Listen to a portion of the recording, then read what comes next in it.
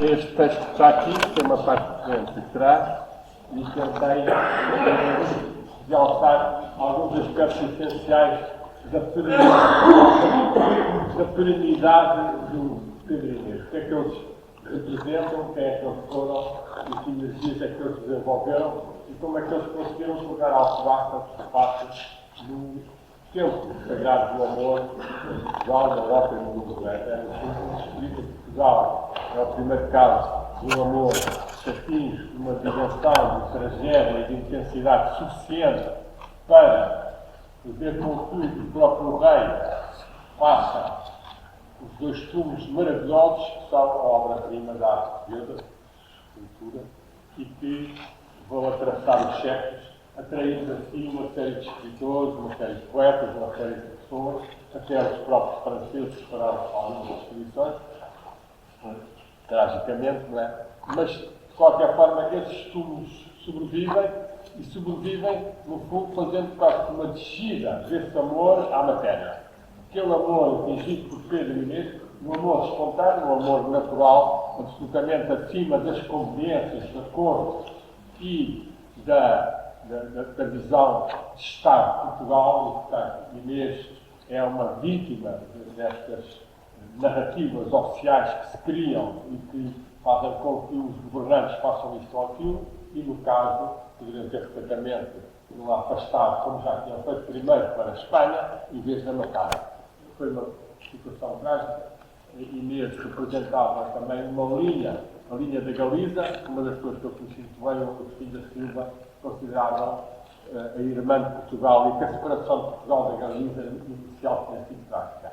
Depois, Dom Pedro teve dois casamentos com duas castelhanas que falharam. A primeira não era boa mentalmente, a segunda não havia amor entre eles, e foi realmente com a garça, que tinha um pescoço muito elegante, que realmente o seu coração e o seu amor nasceu e veio ao de cima, uma transformação total no ser que até ali estava a fazer um casamento de conveniência, cortar aquilo, e depois se transforma e gera uma série de filhos, já depois de ela morrer. Portanto, ele mantém uma certa, no fundo, complacência e sujeição a um casamento de conveniência, mas de facto a mensagem é que o amor é que decide verdadeiramente. As pessoas casarem por conveniências e obrigações são coisas erradas. Curiosamente, depois dela morrer, o Dom Pedro vai ter um filho de uma Teresa Lourenço, também da Galiza, e será daí que vem o Dom João I e que vem realmente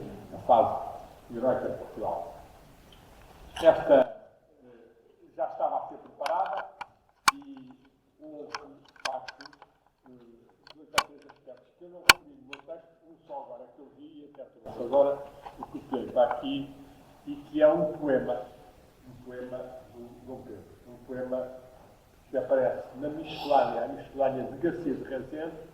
É uma obra de 1500 e tal, muito rica de que é que está a acontecer em Portugal, de descobrimentos e de poetas. E este é um poema atribuído a ele e que geralmente ninguém fala, ninguém lê, e é um poema famoso.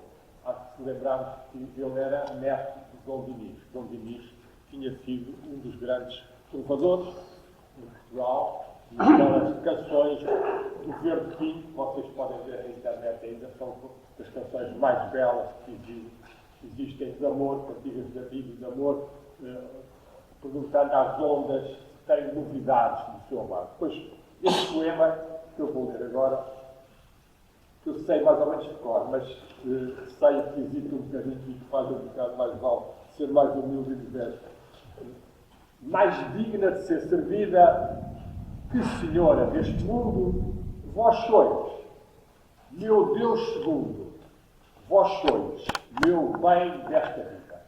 Que é Pedro dirigindo a Inês. Vós sois aquela que há por vosso merecimento, com tanto contentamento, que por vós a mim desamo. A vós só é mais devida lealdade neste mundo, pois sois meu Deus segundo e o meu prazer desta vida. reparar, este poema está extremamente bem estruturado, é uma cantiga de amigos e com ritmos certíssimos. Mais digna de ser servida que senhora deste mundo, portanto, ele conhece mesmo aqui há quase um diálogo com a Constância. Queria ser rainha e acabou por morrer quando teve o terceiro filho e não chegou a ser. Não é? A Inês também não foi, claro. Não é? E ele tem esta consciência mais digna de ser servida que senhora deste mundo. Servida no sentido que o cavaleiro do amor, o fiel do amor, o poeta, curva-se perante o ser cama, perante a senhora. Depois passa para vós sois o meu Deus segundo, vós sois o meu bem desta vida. Este meu Deus segundo também é extremamente belo. Isto aqui é uma afirmação da dupla força afetiva do ser humano que produz na eternidade, na imortalidade. É a força que se dirige para Deus, Deus que está imanente como Espírito Divino em nós e que está transcendente como fonte. Isto é, através deste amor, são todos os místicos, toda a tradição riquíssima de Portugal e de outros países, de Espanha também, que tiveram desta ligação com a divindade. E a segunda, o amor entre o casal. Ser que ama verdadeiramente o seu cônjuge tem uma capacidade de desenvolver dentro de si o fogo do amor divino. O tal grau que é o coração encher-se de uma capacidade de atrair as forças cósmicas e divinas e partilhá-las na mulher e na família e atingirem os momentos de unidade.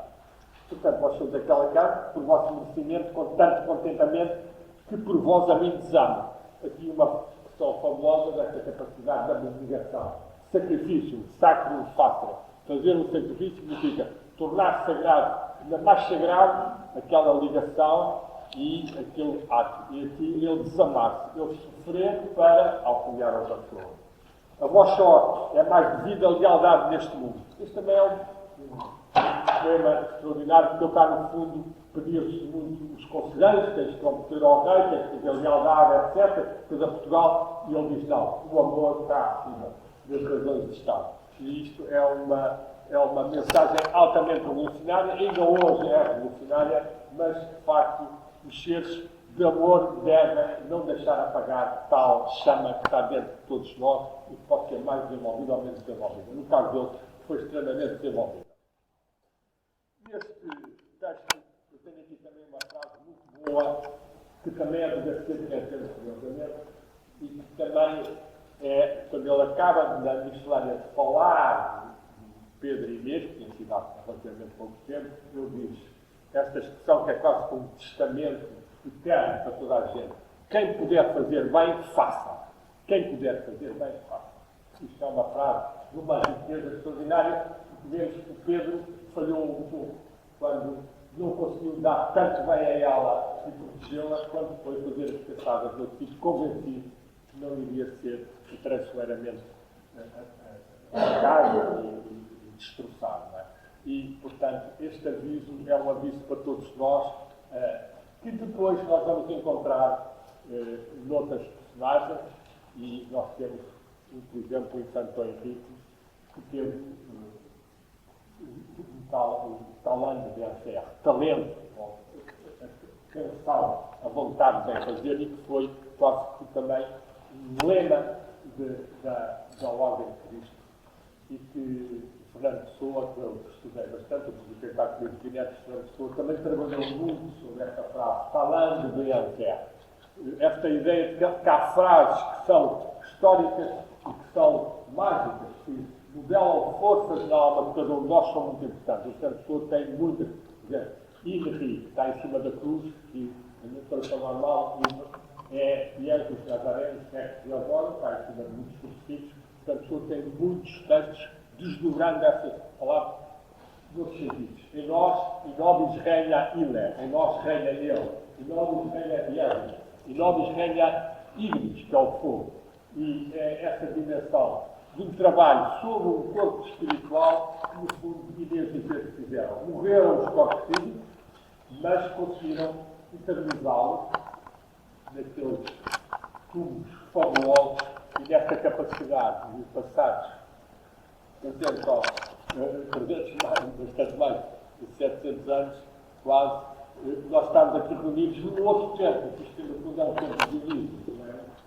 Consagrado às vindimas, à uva, à alegria da vida, que eles também sentiram bastante, e ao fim destes anos todos, esse fogo do amor, esse fogo da alegria, e talvez Cristo, né? É para nós não nos deixarmos destruir tanto por este anihilamento da televisão, toda esta forma de tentarem comunizar, de criar medos e as pessoas perderem o contacto com a natureza, o contacto com a fraternidade, o contacto com o amor. Portanto, esta vida e quase sacrifício deles, no fundo eles foram seres ungidos, isto pode parecer idealizado, mas foram Cristos. Cristo é uma palavra que significa ungido. É uma palavra grega, que é a tradução da palavra Messias. O Messias é uma palavra que era aplicada no Antigo Testamento para seres que eram ungidos por Deus. O rei da Pérsia, Ciro, que tinha traído os judeus do desterro da Babilónia, os tinha libertado, foi chamado Cristo, está lá no Antigo Testamento. O rei da Pérsia, ou do Irã. E o nosso Pedro Inês, de Bela, foi um ser sacrificado.